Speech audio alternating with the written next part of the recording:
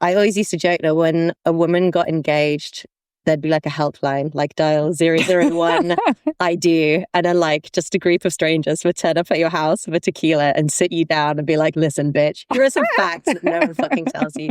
And I'm sorry to break your heart, but nobody cares what color the napkins are or how they were tied.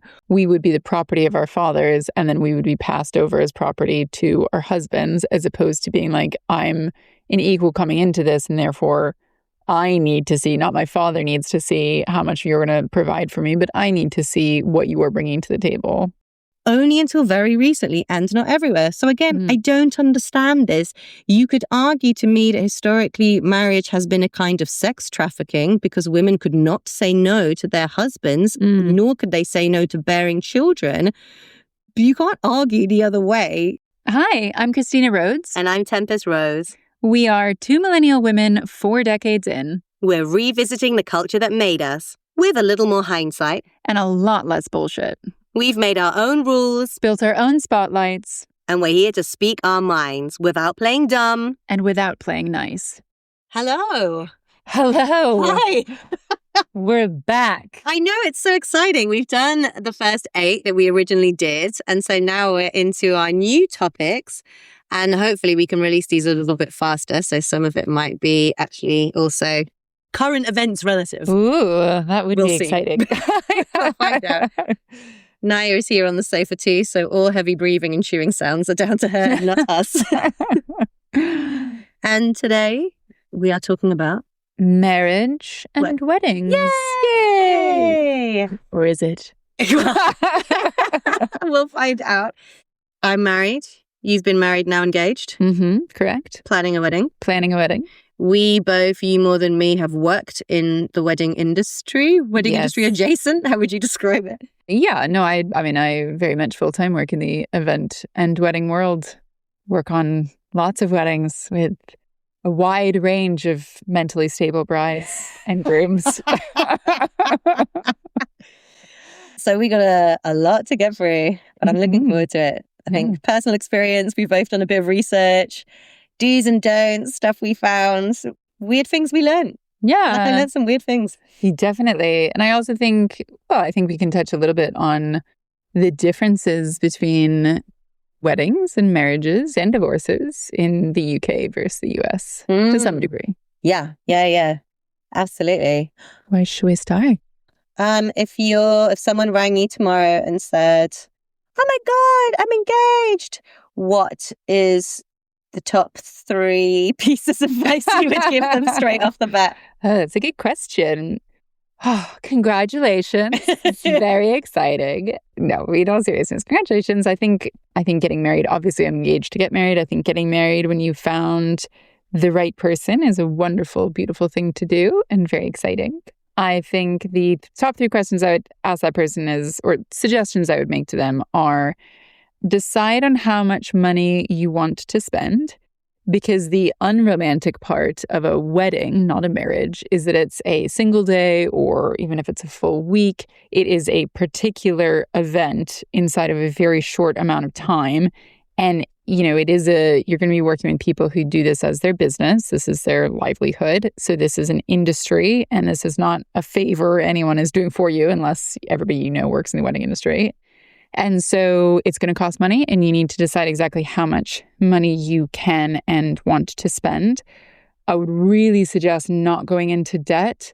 Nobody, and I'm sorry to break your heart, but nobody cares what color the napkins are or how they were tied, unless you are a professional model, actress, actor, influencer, somebody who the press is going to care at all about, then, and even then they don't really care, right? They're writing a story about you, so it doesn't really matter what little decisions you make. But nobody's going to care on the day, and there's no point in making your future self unhappy by being stuck with debt over decisions that just do not matter. Nobody cares.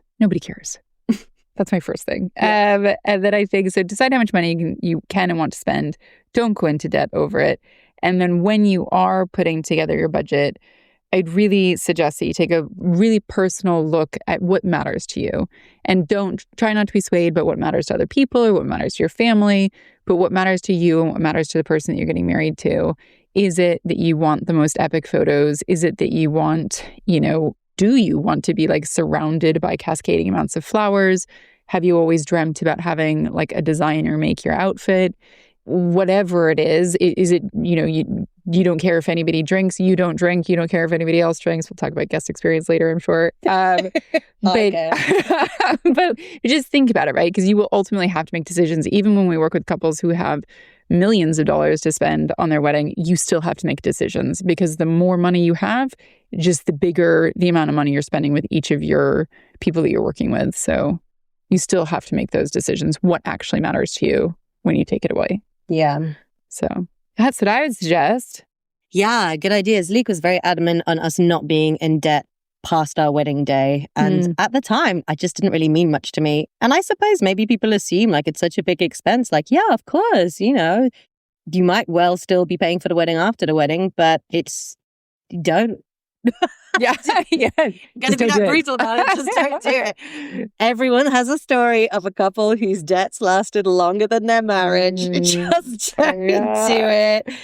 I agree with you. There are ways like you got to decide what's important to you, because otherwise everything can cost £1 billion. And once you start, it's a slippery slope, because isn't it? It's like, well, we can have these napkins for £100 or whatever. It's going to be like 1 billion times more than that. But £100. But for £120, we can have the napkins that actually I really love. And then when you do that across every single element of your wedding, all of a sudden it's 3 times the cost that it was. My top tips are, I always used to joke that when a woman got engaged, there'd be like a helpline, like dial 001, I do. And then like just a group of strangers would turn up at your house with a tequila and sit you down and be like, listen, bitch, here are some facts that no one fucking tells you. So here are some facts that no one fucking tells you. Where's my tequila? Yeah. We drank so much tequila on your hen, dude. Do not even, okay? Still coming out of it. Exactly. A year later. I had to pour it down your throat. So. Your wedding is going to be a lot less stressful when you accept that weddings are not really about you. Ding, ding, ding. Right. And I say this to some people and they look at me with absolute horror, because in their minds, they're like, who else could my wedding possibly be about? It's not about you. It's not even that I'm making a judgment call on that. It's just a fact of the situation. A wedding is a public statement. It involves all of your family and everyone that you know to extents that you never dreamed possible. People will care about things that you just never thought would be like generational rift-worthy things. But they are, and they will. And the wedding it makes sense once I'd gotten married. And I didn't do this, and I'm not advocating for it, but that weddings were actually organized by the parents of the couple. Oh. Traditionally. But interesting that if you were to go back, would you let your parents play in your wedding? No, never in a million years. But I understood why. Fine. Because it's a sort of family occurrence. It's a public statement. It's all about kind of, there are just things that don't really involve you, that you don't care about, that you don't necessarily want to be bogged down in. And if you really want that moment of your like turning up, and the most important thing to you is that you get to look how you want to look and be the center of attention, and it's your special day and it's all about you, I guess as every rich person understands, then the minutiae of the organizing should actually be delegated to somebody else, because my wedding day was not all about me. And Luke and I loved it and it went really well, but it was predominantly felt like a day at work. He works in hospitality and I work in production and entertainment. And so the entire day was like trying to run an event just in a giant fucking dress with my entire extended family there, which made it extra stressful in the way that my friends being there did not make it extra stressful. Although there were some stressful people at my wedding who did add to the stress on the day, but have given me some great anecdotes many years later. And now I've gotten over it. And actually, having somebody else to pass that on to, particularly if you think traditionally you are actually dealing with extended family and family friends and connections, it's logical to me actually that you're not the person who has to deal with all of this. Oh, so I completely agree with that. I think it's absolutely logical. And probably that's like where this stemmed from to begin with. But I've heard from multiple mothers of brides that because that became the tradition, then they weren't able to plan their own wedding. So then now that their child is getting married, they get to do it for the first time. Yeah, they're going to be planning your wedding. Exactly. And thus the cycle continues. Exactly. Yeah, totally. My third piece of advice would be get somebody who is not in your bridal party to be around to help you. Because on the day, and this is a very bride-specific experience, I think, you are, once it gets past a certain point, you are trapped in your room. You can't go anywhere because no one can see you.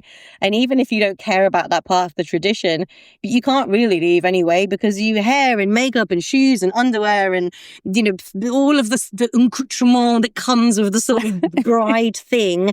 Even if you're being casual about it, I still think you can't totally escape that. Your bridesmaids, if you have them, are also similarly involved in what am I wearing? Have you got your hair done? Who's got this? Who's got that? And they sort of have wedding-y, thank you, Nerd. They sort of have wedding-y jobs to do as well as their own stuff that is beholden on them to get ready for. And so what you actually need is somebody who doesn't have any of that. And I'm very grateful to a friend of ours who got changed with us, but she wasn't part of the bridal party. She was just a friend. And so all of the other things that I just needed somebody to help me with, she was totally on hand for.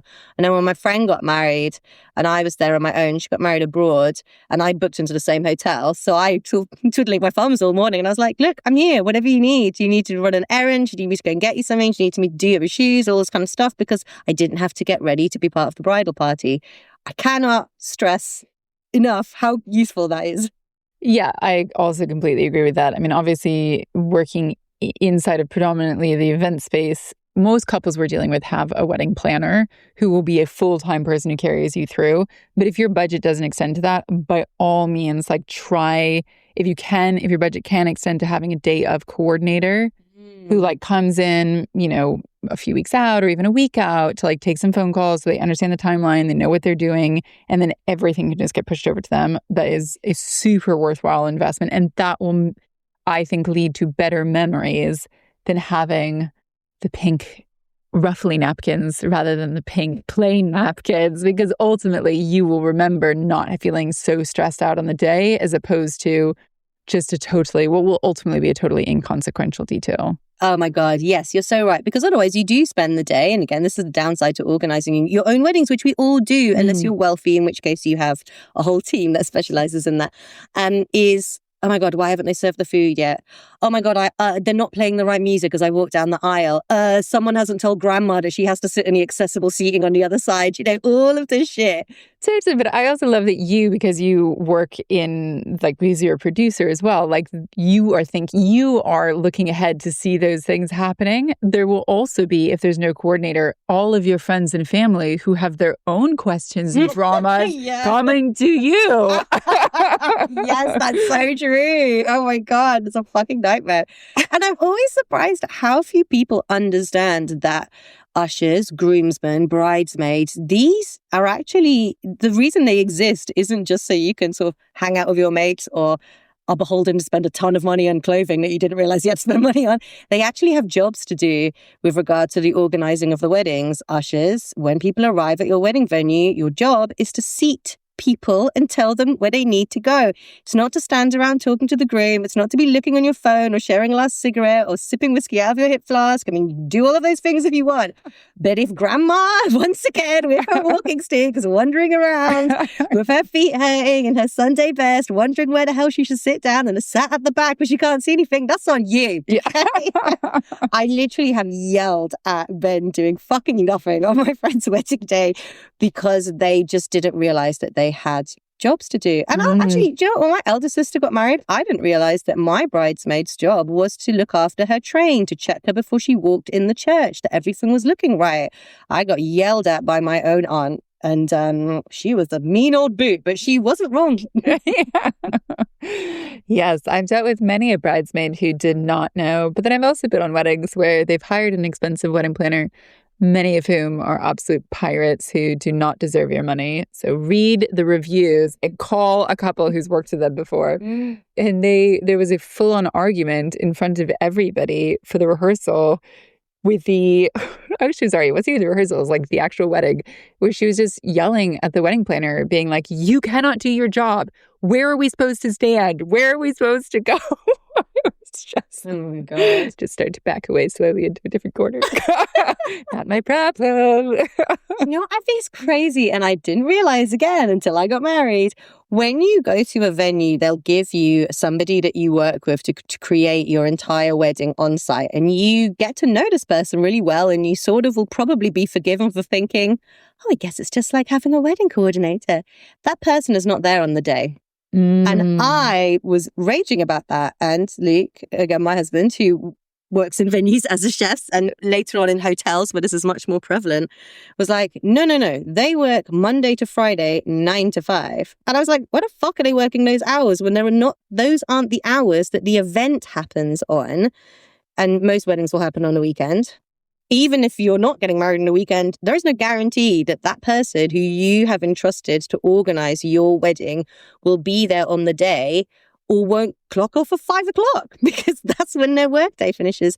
And what they do is they write a brief sheet and they pass it over to the venue management, who you do not know, who you have not talked to, and are literally just reading. Yours is the, 100th event they've done that month, and they're just reading stuff off a spreadsheet. And I felt actually quite cheated because I just felt, oh God, if I'd have known that, I would have put something into place on the day to ensure that I didn't have to run around asking why the cheese board wasn't served or whatever the hell it is, you know? I do.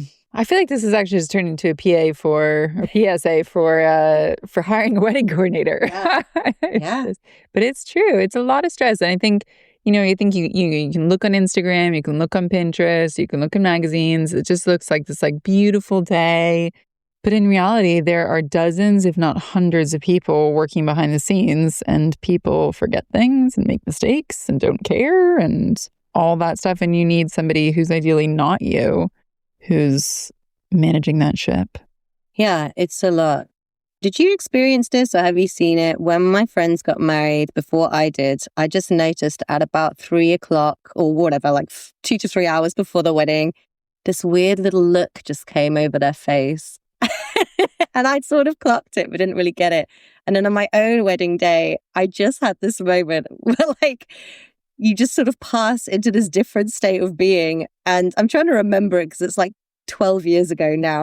I think it's just the realization that like there's a whole room full of people who you would never in any other moment of your life put together in the same tiny space.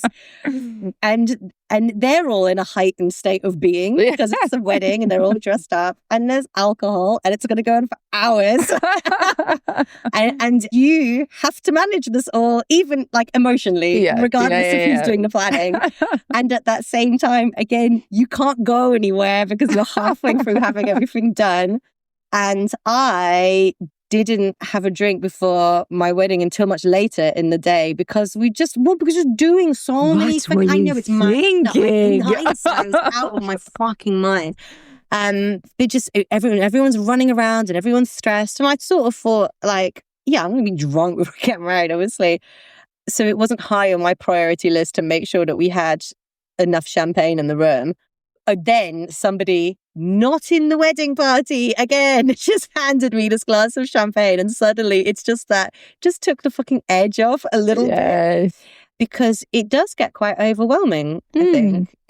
Yeah, I wouldn't say that I've seen that specifically in the way that you're describing it, but I'm sure it's been there, and it's like I'm sure lots of people feel that way. I think it is quite overwhelming, and I think one of the things I always tell people is to try to make sure that you're spending time with your spouse during the day, because it's also really easy to sort of get distracted. You're talking to a million people. That's the other thing is like everyone's like, oh, I'm going to get so drunk at my wedding. And it's like, no, you're not. No, you're not. not until like maybe 3 a.m. if you're still awake, because you're just talking to people the entire time. You're thanking them for coming. You're having a quick chat. And the reality is you don't actually ever feel, I certainly in my first wedding, and I feel like I get this sense from a lot of people, at other weddings I've been to that you don't feel like you've got enough time with anyone who's there unless you have a super, super, super intimate wedding. And so you're just chatting the entire time. So I think it can be easy to, again, just kind of like lose sight of or get a little bit disconnected from why you're kind of there, and that you want to be able to like have those memories together. And even if you're just like standing side by side or you come to check in with each other once and again, do you know what I mean? Just reconfirming like this is a wedding, right? It's a marriage. It's like the first day of being married. It's not just another party. Yeah. Someone gave us that advice as well. And they said, as soon as the ceremony's done, go somewhere just the two of you and have a glass of champagne if you drink, and just have like 15 to 20 minutes, just the two of you. And yeah, because they need you for pictures. And like say, you need to go and talk to everybody. And I don't think you ever really realize that until you do it. And much of your day is spent making sure you get around everybody. I guess that's why we didn't have this. And it just seems a bit cheesy, but this is why you have the line, don't you, where you shake the hands of all of your guests as you come in. So you at least have made sure everybody who's come, you have some FaceTime. We went around all of our tables in between courses. I'll tell you something else. Not only do you need to have a drink before a thank you note, you need to make sure you eat. And that's another thing that's very easy to forget, because I can't even remember how this happened, but basically the head table seating arrangement had gotten disrupted slightly in a miscommunication between the beautiful plan my mother had made and how I had actually wanted people to be sat that only impacted the top table. And I was like fucking raging about this. I was like beyond angry when I walked in and everyone sat down on the table, and I was like, this isn't how we're supposed to be seating. And we'd spent ages putting this plan together. And then I ate something, and all of a sudden, this was not the most important thing to worry about. But you do, of course, you don't think about that because you're in an outfit that is often not designed for comfort, and you're busy the whole time. Yeah, absolutely. Have a glass of champagne before things kick off. Make sure to eat something. And then the other thing that I advise more and more is, if your budget will allow for it, or if your time will allow for it, to consider trying to do a photo shoot the day or two before. Because if photos are something that are important to you, then it allows you to spend an hour and a half, 2 hours with your spouse taking photos, which on the day can feel quite, maybe intrusive isn't the right word, but you want to still be there with your guests. Annoying. Yeah. Yeah, I will tell you it's a fact. Wedding pictures are fucking I'm like, annoying. come on, TikTok, I want the photos, but I also want to be like with people. Because no one's ready. Yes. Yes. Everyone was having the best time, eating beautiful food and drinking Runar Pink Rosé champagne. And I was wondering why people, like performers would be, went waiting in line for when the previous shot finishes and the next shot is about to start. But they don't, because they're normal people and they don't think that way. Yeah. And so, yeah, we missed most of our reception. People usually do. Yeah. Although I love, again, that you were clocking how your guests were feeling during this day. Because that's something, I'm not sure if you've experienced this at other people's weddings, but you do get couples who just do not care what everybody else experienced. I even had a bride recently who said, I don't care if people eat McDonald's. That's not what people eat does not bother me at all. And I was like, okay, in favor of something else you want to spend money on. Like, and again, you know your priorities, and maybe a basic meal is fine. McDonald's feels like one stretch too far at $1 million wedding. But, oh, wow. Yeah. Right. You're prepared to spend 900,000 pounds on flowers, but £1.50 on what you'd feed people who have flown to another country on their own dime to be there. Oh my God, okay. Or we went to a wedding recently, and I mean, they were also taking pictures for something like 2 hours, and there was no food. Oh my God. And there was like maybe, I think I managed to get like 2 glasses of champagne, but sometimes they like hide the waiters, or they like move the bar, or it's like only past service, so that they know people like me will be trying to eat and drink as a normal person, and they want to make sure they're keeping the cost down. So you got to go worm those people out. Oh my God, I could not agree with this enough. When couples say to me, oh my God, it was the best day of my whole life, Something went wrong. Yeah, I would really love to poll your guests and find out how good a day it was for them. And again, like, this is what we talked about at the top. For me, a wedding is a declaration, and and maybe this is indicative of the industries that we both went on to work in, it's about creating an experience. It's about showing hospitality, generosity. So I thought a lot about what happens when people arrive. Then what do they do? Then what do they need? We were incredibly militant of like, I do not want people waiting for more than 5 minutes for their first glass of champagne and 10 minutes for their first canapé. Having been to weddings where I've literally stood around for an hour where I'm quite happy to buy my own drink if that's the deal. But do not hide the bar or the servers from me. I am not standing around doing fuck all while you're doing whatever you want to do. And then maybe you get some drinks. I went to another one. So eventually we got some Prosecco, and they were not shy with the Prosecco, but there was nothing to snack on. So an hour and a half goes by of just drinking on a reasonably empty stomach, just like fizzy sugar alcohol water. And I felt tired and I felt headachy. And you have to think of your guest experience. And it's true, you spend a lot, when you get married. So you're thinking of like, well, I'm paying for all of this, but it's also expensive to go to weddings as well. Oh, totally. And I mean, I take it back. Obviously, we work with couples, and I do hope that they feel, and they often do, that it was the greatest day of their life. But they have usually the money to make sure that guests are entertained while they're doing whatever. I don't think you should have a bad day. And if you have people to help you, it's much more likely to be the best day of your life. But I think for everybody, regardless of budget, people have spent time and money to come here, to be with you, to be part of this moment in your life.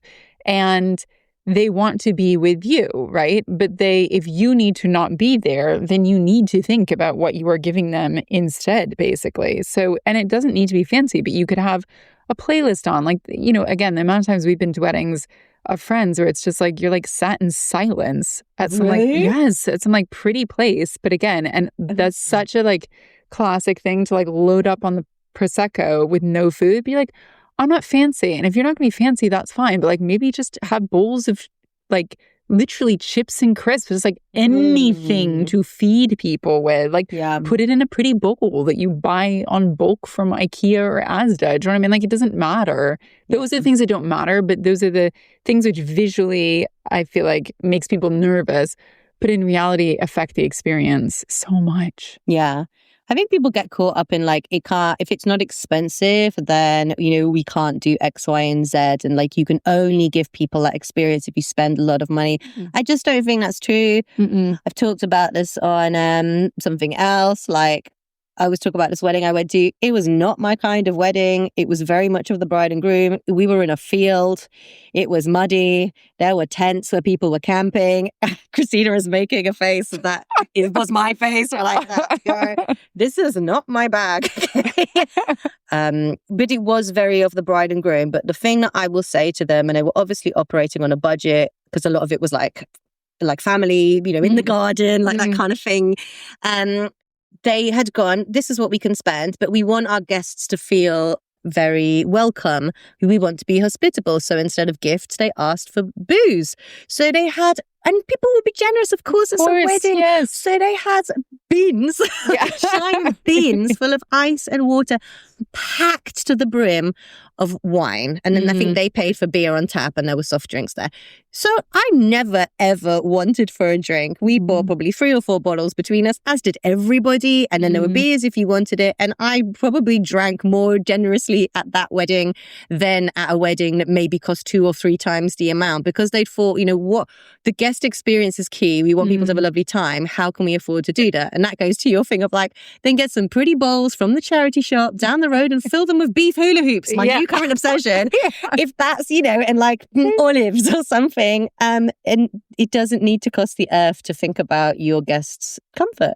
Yeah, totally. But I do think that it's one of those things, it's not, going down and buying on bulk olives and then decanting them to charity shop bowls is not part of like the Pinterest DIY. So I think it's maybe like not on people's agenda as much. They're just not on their radar as much, but not because you're a bad person, but take our PSA on behalf of the guests of your wedding. Yeah. Make it nice for them. I don't think anyone starts out with like, I make you miserable. Shit time. Yeah, God, I fucking hate everybody. Again, you and I run events for a living, and we've had to do so on like no budget.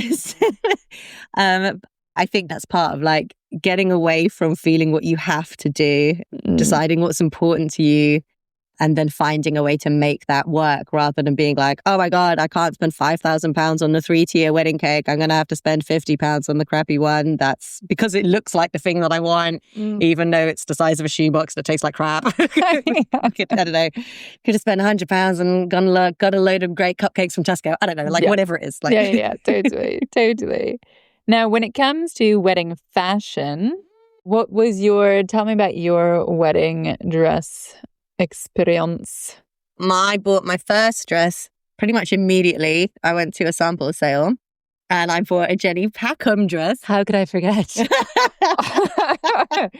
When later on in the evening of Tempest's wedding, where they were very generous with the drinking or the amount of wine and champagne offered. Champagne, not Prosecco. Yes, thank you. Shipped in. After drunkenly being by the cheesecake, telling your mother how much I loved you, then, not in a creepy way, as a friend, and then we went to get shots at the bar, and I proceeded to spill alcohol all down your lovely like 3 times or Jenny Packham dress. Yeah. Like 3 times, and they were like coffee shots or something. What, was this like coffee Patron, probably? Yeah, probably, yeah. And it was so funny because I was just like, oh, it's fine. I think you just throw white wine down it. So like you would drop a load of shots and I would just chuck a full glass of white wine over this dress that luckily I hadn't paid £3,000 for because I got on the sample sale. I remember the bartender as a young kid, he just looked absolutely horrified. My after party, I think, is for me one of the nicest memories of the wedding. And again, I loved that wedding, but because it was just actually hanging out with friends because the wedding part was done. So I think that memory is hilarious. Yeah. I'm glad. Oh my God. No, totally. I love it. So I bought that dress and it had this amazing plunging neckline and I bought it and was like, oh my God, I can't believe I found a Jenny Packham dress that I can fit into. And it was £800 or something. And it was the first thing I bought. I think my mother was super disappointed because I just bought my wedding dress. It wasn't intentional. It's just sort of the way it worked out. And then I just had this slow descending panic attack because it was so booby. And we had an adult wedding and we were not in a church. But I was just like, oh my God, all of my relatives are going to think I look like a giant whore walking down the aisle. So then I had to order another dress to wear for the ceremony, which was more modest from China. That's why I ended up with 2 wedding dresses, although I do recommend a change because you do feel a bit stifled in the same outfit all day, particularly the grander one. But then when I did my 10-year wedding party, as you well know, and helped me put together, thanks for that. I had ordered, we talked about a whole sort of dress extravaganza. I didn't order it in time. So I went up the road. I live near Fonhill Road, which is just glitzy dress paradise, and went to one of those wedding shops, toilet roll Barbie doll wedding dress. My husband calls them. Oh my God, it was the happiest day of my life. I loved it. I felt like a princess. This dress was so big. It was so big. But because it had a crinoline, which is a sort of big cage for those of you who don't necessarily know about these weird terms. How would you even describe that? It's a crinoline, yeah. Yeah, but what's a crinoline? It's like a cage which goes under the dress to support it, to make it bigger. Yeah, so unlike a lot of dresses where you're dealing with lots of layers of fabric, which makes it hot and really difficult to move around, and I was just walking around in a little air tent. So I actually found it really easy to move in, and it was the size of a house. I was incredible. I wear that every day. I loved it. Yeah. I loved it. Yeah. Now you make me think I'm going to design my wedding dress when we eventually get married, but I am wondering if we should go take a little trip to Fontaine Road just for the fun of it. Yes. Do it before you fully order your dress, just in case you decide, no, this £600 glittery extravaganza is how I'm getting married. Because also, that dress, I think, I said to her, she said, how much have you got? And I was like, I don't know, between 600 and 800 quid. So I think it was £700 or something. I know people spend thousands and thousands on their wedding dress. I don't know how you feel about this. Maybe I'm lucky doing burlesque. I get to wear a lot of very extravagant things. So I wanted, obviously, to look great on my wedding day. But it's not the only time that I have gotten to worn some pretty show-stopping outfits. So for me, I didn't feel it was on my priority list to spend a ton of money on a dress, and I know through work how actually you can make something quite extravagant but not need to spend thousands and thousands on it. So I was quite happy to be like, yep, there we go. Glitter me up for £700 cash. Thank you very much. Pop it in the bag. Let's go. I mean, I would say to that, yeah, I think because I also design stuff and because we work in, so crossover industries, yes, the concept of spending a huge amount of money on my wedding dress just makes me nauseous. Or also the idea of wearing something somebody else designed, I can't really abide by. But what I would say is that if you are thinking about how much money to spend, either spend it, if this is like one of the only times you're going to be really getting dressed up, really wearing something luxurious, try to get something that is made of a really expensive material and is cut well, because that is ultimately what's going to, if you're not used to wearing big fancy stuff, that's something that is more like genuine luxury. And don't fall prey to buying a dress made in China that you could buy in Fonthill Road for 700 quid, but that other people will be marking up to like $3,000 or $4,000. Yeah, this I didn't realize again. So my second dress for my original wedding, I ordered straight from the factory in China. And then when I got it, I didn't realize that your high street wedding shops are all of those dresses just with a bigger price tag. Yeah, like what, 7 times the price? Something like that, yeah. And yes, they'll fit it on you when it comes to make sure that the sizing is right. But you can take your own straight from the factory dress to a seamstress or a tailor and get them to do the adjustments for you. That is such a racket. Yeah. It's something that like really annoys me about just about like the wedding dress industry. It's like either just own that it's not as cheap of a dress, or go for something where it's made in the UK or it's made somewhere else overseas, but it's made of pure silk or pure silk velvet, or just something that's like actually nice material, nicely tailored. If you're going to invest a lot of money, make sure it's down that path, not just like because you wandered into a random dress shop in Coventry and they charge $4,000 for a wedding dress. Yeah, that you and we buy. know you can buy that for 80 quid. Correct. Yeah. Yeah. And it's no different, people. No, it's honest really to not. God, it's no different. Yeah. Oh my goodness. But I'm sure people, I mean, I don't know, how much more do we want to keep talking about these nice... No, let's get into the dark stuff. Fluffy things, yeah. We've done the memories. Yeah. Now let's depress the hell out of everyone. No, not depressed, but obviously marriage is a social function. I think its meaning has changed a lot, particularly in the last few decades. So I guess getting into the millennial thing, you and I looked up divorce, which we can talk about because the law is different quite recently in the UK. And I know you're looking at America. Well, shall I summarize that quickly? Yeah. To get to my point. Yes. So you used to have to petition the court to be allowed to divorce. Now, that was a UK thing. Christina's looking at me in horror. I think they got rid of that in the States a long time ago. Everywhere? Or it depends on the state? You don't ever have to, I mean... Well, I don't want to say that for sure. I have never heard of needing to petition the court for divorce, but I've also only ever lived in like California and New York. So it's possible. But most of America, many states in America operate under a no-fault divorce process. So you can just say that you have irreconcilable differences and you can file for divorce. So that's very new here, 2002. Prior to that, sorry, 2022. Yeah. Sorry, very new. Sorry, 2022.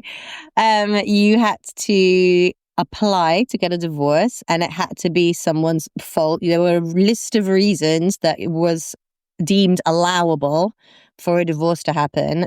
And you may be surprised to know that not being in love with each other anymore is not included on the list, nor is being bored or different variations of, I just don't want to be married to this person. Irreconcilable differences. Yeah. That's not a thing.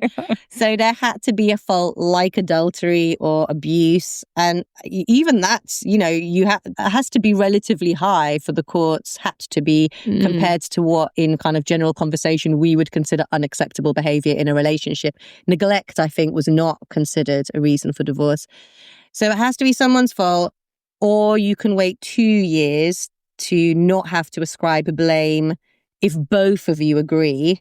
And then it had to be 5 years you had to be separated legally before you could get a divorce. And if the other person didn't, it was contesting the fact that you weren't going to be married anymore. So they changed that to the no-fault divorce. There's still time constraints on it. I agree with that, though. Like, With the time constraints or with everything about the... With the time constraints. Yeah, the time constraints I do agree with. And interesting, when I was looking into no fault, I stumbled upon something that actually showed that California requires 6 months and now the UK requires 7 months. So it's still of like a cooling off period just to make sure before it goes final. So it's not that different. But although in Nevada, I think it's like 1 day. I wonder why. Yeah. But no, I mean, I would agree with that too. I think it is a serious commitment, but I'm very happy that they eventually brought in the no-fault divorce, because I think I've seen situations of people that I'm close to where having to make public, because it then becomes public. So it's not just that like you're privately messaging a judge about the abuses or the infidelity or anything else. It becomes like almost like a public record that other people can see, and certainly that your spouse can see as well. And if you're about to enter into a messy litigation over childcare and everything else, it just can add fuel to the fire. And I think I think there's a reason they overturned it, basically. Yeah, it makes things, or can make things, terribly difficult with custody battles. And, children can grow up and see, like, say, it's all public record. And of course, people will ramp up what's happened, either to give them leverage in custody disputes or because they want the divorce and they're worried that, again, stuff that I think in general life we would consider totally valid reasons to not want to be in a long-term legally tied to somebody anymore is not considered valid in the eyes of the court. So people might have felt that they had to exacerbate some of that, exaggerate, and it causes a lot of hurt on both sides and creates potentially a really hostile environment for sorting out what's best for your children. I think for that reason, I agree with the no fault coming in, but I do think that there should be a kind of waiting period, because it's still like, what is the point of doing it if it's not actually meant to be a serious commitment? I mean, I say this as somebody who got divorced within 2 years of meeting, moving in, getting engaged to, and then divorcing her. LA. My ex-husband. So very grateful for the no-fault divorce in New York. Yeah, look, I'm a big believer in divorce. But, if you're going to be, the fact of the matter is, and I can speak from experience, if you're going to be with somebody for years and years and years and years and years and years and years, you are going to go through periods of time where you're like, I don't want to see another minute of this motherfucker in my life. And you'll do kind of unforgivable things, or you'll change and grow because people change, and that's what life is. And one of the challenges of long-term relationships is that you have to accept the other person, within reason, becoming kind of a different person, because nobody is the same in their 20s, their 30s, their 40s. And so sometimes you need a break from each other, but having the hassle within reason. You're not just packing up and moving out of your fucking house. You're going through this whole legal thing. Does give you a moment to think like, okay, before I go into all of that, let's just make sure this is the right decision. And that, I think, is also, when I think of this idea of weddings becoming more and more private, I wonder about that, because again, the fact that you have in front of everybody in your life done this thing is also part of the process. I suppose you could say it's as important, but it is at least partially as impactful as the actual legality is the public spectacle of the declaration. And so I wonder if in this world of like everything becoming more private, everything becoming less family-based, community-based, society-based, that actually, while some couples might think, and look, I'm not here to judge, it's just something that occurred to me this morning while I was doing the research. While some couples might think like, fuck it, the two of us and our best friend, we're going to run away, we're going to elope. The wedding day is really just our special day to declare our love to each other. So why should we spend all this money, and why do we need everybody there? Well, because it's sort of part of the package, really. And that public scrutiny isn't really the right word. Let's put it the nice way. Like you have in church ceremonies, they ask the congregation if they will support the marriage. And so you're sort of making a social and family contract to help support the marriage. And that's another reason why you don't just think, oh, get this monster out of my fucking life now. Because it's quite a lot to undo all of that. Saying that as sometimes that's absolutely the right thing to do. Yeah, no, I completely agree. And I also, I was working with two grooms recently who are a super lovely couple from New York. And at first they were thinking about, they are legally married in America already. They were holding like a big wedding party in somewhere else. And and at first they weren't going to do a sort of ceremony aspect because they just didn't want to do anything traditional, right? And I think more and more couples see that, right? Like they want to get rid of the traditions. And if we do want to go back, wade it back into them, some of them are just like absolutely horrific. So I get that. Or have like, do you know what I mean? Or like just not a vibe anymore. But I really encourage them, and I because I feel really strongly about this, that particularly if you live in a community where you have almost like a chosen family and a chosen community, because maybe you don't go to church, maybe you're not religious, like you still want that foundational support. And a part of a wedding, I believe, should be standing in front of all the people, hopefully, that you love the most and who you respect and you want to be part of your life, witnessing this commitment so that when things get tough, where a church community may have been this in the past, they are your people to kind of try to help keep you together in a way, or at least give you pause for if you've hit a rough patch, but it's maybe not worthy of a full divorce, that are there to like help you, basically. Yeah, absolutely. No, I totally agree. And I convinced them and they agreed that it was the right decision. And it was lovely. Yes. Because I was also this is a huge round tangent to get back to the point that I was going to make literally 10 minutes ago. So when I looked up the introduction of no-fault divorces, I asked the internet then what that did to divorce rates. And interestingly, although I suppose it's sort of too close to tell, divorce rates did go up a little, not immediately, I guess because the process takes time, and then post-COVID, the courts were absolutely saturated. But they didn't, or hasn't as yet, got this huge spike in divorces, which I'm guessing some people would have argued would have been a negative. Like, oh my God, now everyone's going to be getting divorced. And that isn't actually what happened.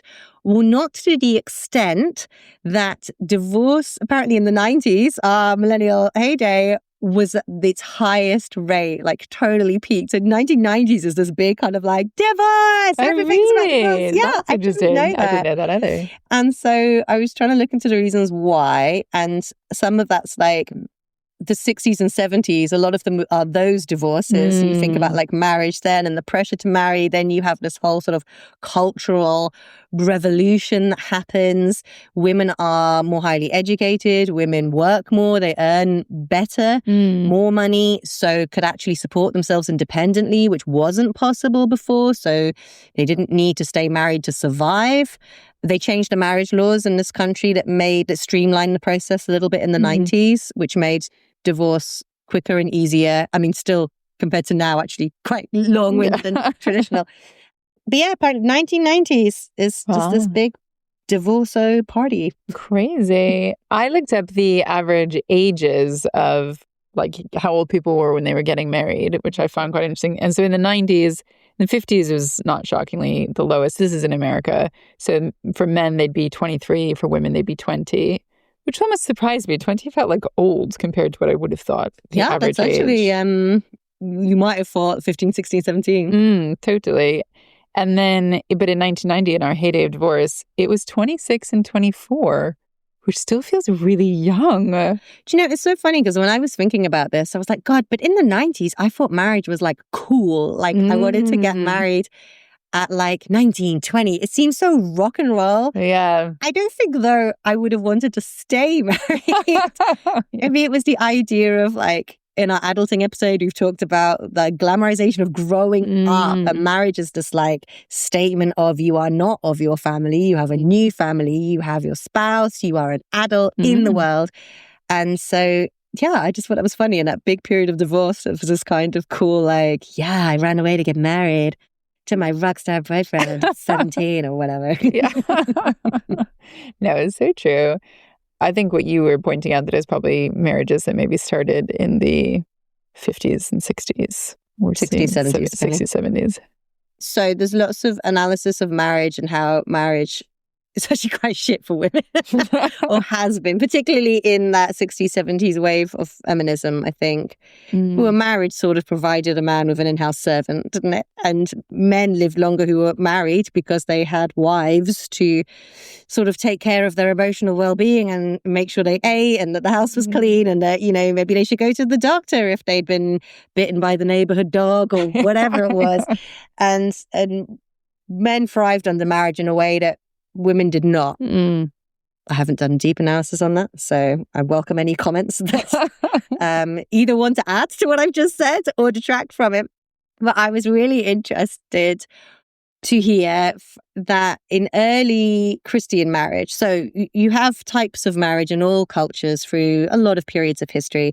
And then when we think of like pagan times, we sort of think of like free love and not tied by the chokehold bonds of traditional patriarchal Christianity. And it's just not entirely true, especially the status of married women in Greek and Roman times was actually quite precarious. So men could marry, but were free to sleep with as many other people as they wanted and trade in their wives if they were bored of them or they didn't get offspring in the way that they had wanted, male heirs, or they just kind of fell out of love. And actually marriage was quite, was different to how we would think of it now. It was Christianity that brought in this idea of, no, we don't ask. So you have things like polygamy and stuff. Original Christianity, no, marriage, one man, one woman, because that's obviously heterosexual lens is what they're dealing with. And that it is the man's responsibility to care for his wife and for their children, not just swap her when he gets bored or delegitimize the children if he feels like it. So early Christian marriage was a huge improvement to women's security and status and of their children because it locked men into a commitment that actually previously they hadn't been honoring. And I had never known about that or thought of it before. Yeah, no, me either. You definitely, I mean, obviously, I think we've all heard about and thought about how marriage historically has not been very great for women. But yeah, I had no idea. It's very interesting, Tempest. I know, isn't it? I think marriage for love is new. You and I know that. Well, you say obviously, but I don't think a lot of people do know that. Really? Yeah. I was reading marriage was a financial transaction of ownership. Yes. And for children, to share property and land and keep it in the family. Yeah. I just remember reading this weird, well, we get time we can get into is marriage and sex work an interchangeable role for women? And I was looking at this content creator who is very much like samesies. And reading some of the comments, it dawned on me that some of these women, that's what he was commenting, just didn't understand how new the concept of love marriage is. And I think they felt that it was a very radical message because this content creator also says, which I don't disagree with, if you're going to get married, then choose a spouse that can bring something to your life. Of course. Security, emotional support, that can give you the lifestyle that you want, that can look after you and your children. You need to vet these people through a lens that isn't just, oh my God, but I love him. We talked about that in relationships. And which I agree with. Yeah. Don't be for me. But that they just hadn't realized that previously that had always been what marriage was based on. Not necessarily from the woman's point of view, of course, but love marriage is incredibly modern invention. But I think what you're talking about is the kind of more, or what this content creator is talking about, is the more modern invention, because previously we would be the property of our fathers and then we would be passed over as property to our husbands, as opposed to being like, I'm an equal coming into this and therefore I need to see, not my father needs to see how much you're going to provide for me, but I need to see what you are bringing to the table rather than... Yes, I don't remember the wording well enough to say whether that's what they meant or not, but I do agree with you. Yeah. So I feel like there's still this thing of like, we're so indoctrinated into this idea of marriage for love, the notion that actually predominantly the purpose of marriage is children to provide for the legal structure to share and keep property in the family and wealth. Yeah. There's a whole other side, which I didn't even think about before, where I heard, have not done any thorough research on this, but certainly that in the French court system, in like the aristocracy, that as soon as you had given birth to a male heir, then you were basically had a lot more freedom to be sexually active with whoever you wanted because your job had been completed. Yes. So you had done your job, check, and now you could go sleep with somebody else. And it didn't matter in the same way because it was a job and you did the job. Well, I think that's not just the French court. I mean, even some modern aristocracy, you're not even marrying for love. Well, in our modern world, you're not even marrying for love. You're marrying again, like, well, I like this person. It's fine. He comes from this family. I come from this family.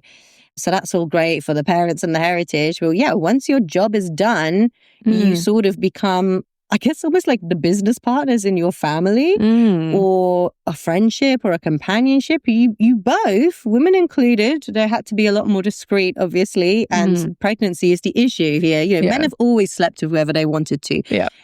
Women, because of pregnancy, unfortunately or fortunately, the reality of the situation is it's just not the same. Yeah, you can go and do what you like. Your job is done.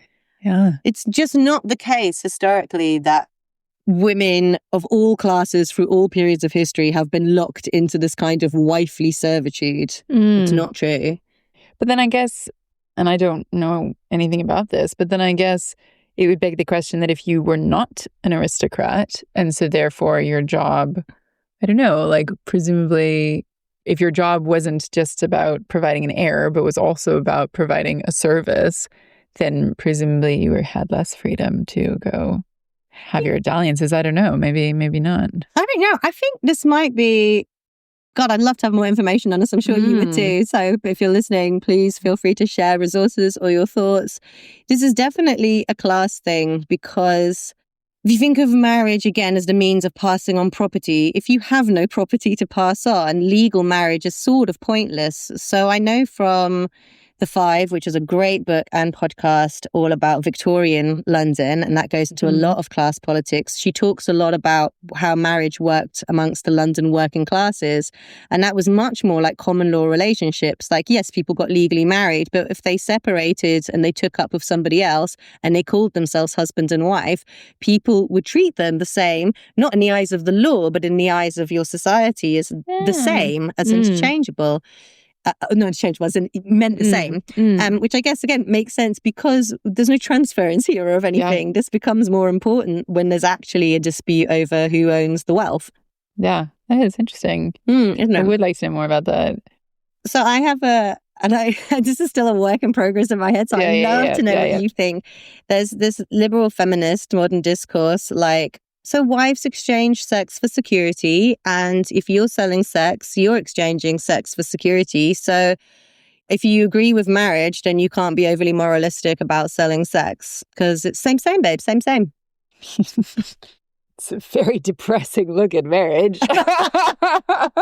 Yes, true. I mean, it came late, but marital rape is illegal.